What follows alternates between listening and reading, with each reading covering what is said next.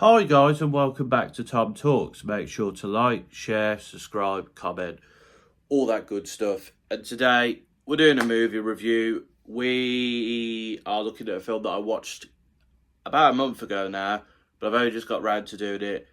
It's been a busy end of the year. What can I say?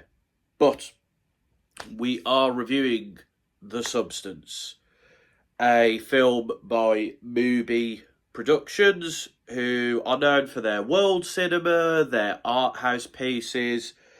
Examples are the Suspiria remake, which I thought was a very good film, and for a more recent example, the Barry Keoghan film Bird, which I've heard good things about. I might go to the cinema and watch that, I don't know. But they are one of these production houses where people go to for interesting or intriguing or out there cinema. But The Substance has been probably their biggest success so far, I think, in terms of money, in terms of critique. It's a movie that people, I think, enjoy overall, but not everyone loves it. But it has just got 5 Golden Globe nominations. So it's been nominated for Best Musical Comedy. Demi Moore, who plays the main character Elizabeth Sparkles, has been nominated for Best Actress in a Motion Picture Musical Comedy. Margaret Qualley, who plays the supporting role of Sue, for Best Female Supporting Performance. And the director, Coralie Fargeet, who is most known before this for working on the Sandman Netflix show, for Best Director and Best Screenplay. So it's getting a lot of love. And I went to the cinema to watch this because a friend of mine recommended it to me, not only as a film, but as something I should go watch at the cinema. So I did. And I'm glad I did, because it was a very good film to experience at the cinema. Now, I don't think it's as widely available in the cinema anymore. It might not be at all. But if you can, go watch in the cinema. If you can't, watch it at home. For me, the cinema experience will always top the at-home or on-phone experience, but it will still be a good film to watch at home. And I did speak to somebody about the film who watched it at home, and they still got the sort of themes and the impact of the film. Now, I'm not going to go into too many spoilers, obviously, but I will go into some detail on the plot because it's kind of relevant to sort of summarising the film. It's about Demi Moore's character, who's an ageing TV star who is being pushed aside, and it looks like he's going to be out of work. But she's contacted by someone at the hospital who recommends her to get The Substance. And she speaks to this voice, which is played very well by Yan Bean. It's a very menacing, cutthroat, emotionless performance as the voice. They're just straight up. They're straight to the point. They're not here to play games. They're not here for emotional stakes. They just tell you what it is. And the performance vocally, very good. Does the job. Sells it. And Elizabeth has the opportunity to have someone take her place. And as a result, we get Margaret Qualley's character of Sue. Now, as the film goes on, there is, things that happen which leads to the events of the film. I'm not going to go into too much detail. I've kind of spoiled the start of the film there, but I kind of have to explain what this is about, and I do need to give some context. So that is the context. They are the 2 main characters on the screen. Now, there is one other main character, which is Dennis Quaid, who plays Harvey, who is the head of the sort of agency production company who sacks Elizabeth at the start and then brings Sue into the frame. And I think his performance is really well done. He's this slimy, swarmy, perverted character. I think how he is introduced is fantastic. It's a conversation between him and Elizabeth at a restaurant, and it zooms in on him eating the prawns, and he looks disgusting. He looks filthy. He looks vile. And it's a fantastic setting shot for who this character's going to be.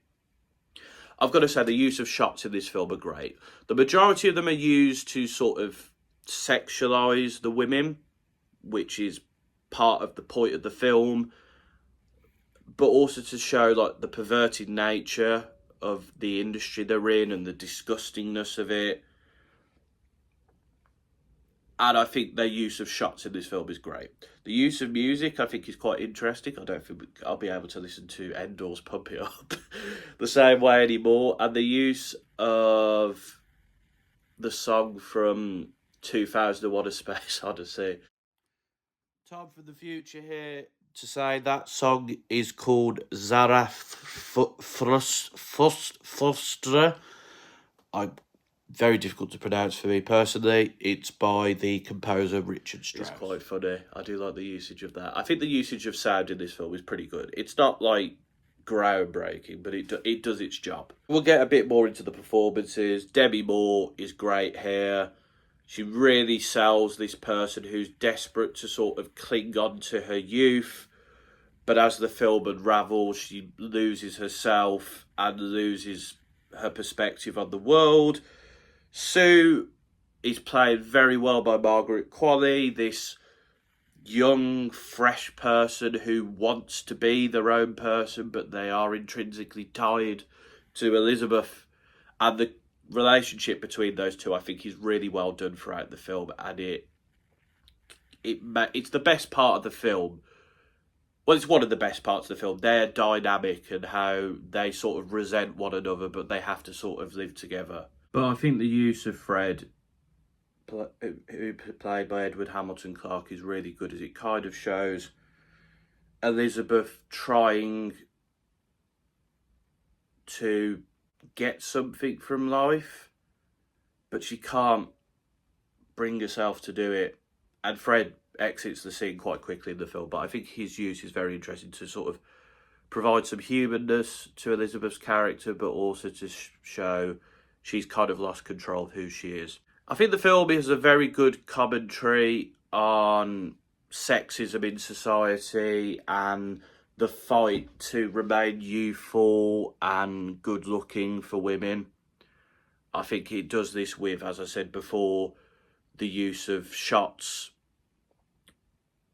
kind of focusing in on the woman's assets, so to speak, and their facial features and their body, and also to highlight that the people at the top are focused on that, and once somebody gets to a certain age, these older men keep their jobs, but the older women are pushed aside, and a younger model, in this case Sue, is brought into the frame. But once they lose these assets, they're not important anymore. They don't care about it. They will shower them with praise and be like, you're great, we love you, what you're doing is great. But when they lose what these perverts want from them, they don't care about them. And we see that in the final scene in the film, which is a bit ridiculous, and I think it kind of goes a bit over the top, but I think it does sell that point quite well, especially with the smile scene, which you've probably seen in a meme. If you haven't seen the film, you'll get it when you see the film. What drags this film down slightly, I'd say the middle act, I think it goes on a little bit too long. And there's like a period in the film where I'm a bit like, okay, can we move it along? And the ending is a bit ridiculous. But I think this film does a very good job. I think the performances are good, and it's an interesting film for the most part. Do I have anything else to say? Oh yes, it's a body horror film, so there will be blood. Bit of a Daniel Day-Lewis reference there. It's quite gruesome. It's not a particularly nice film to watch, so if you're squeamish, this might not be for you. Overall, this is a very good film. I enjoy it a lot, and I think it's definitely worth your time. I'd give it an 8 out of 10, personally. Great performances, very interesting story, great use of camera shots, well told message. But those are my thoughts on the substance. What are yours? Let me know in the comments. And until next time, folks, this has been another Tom Talks.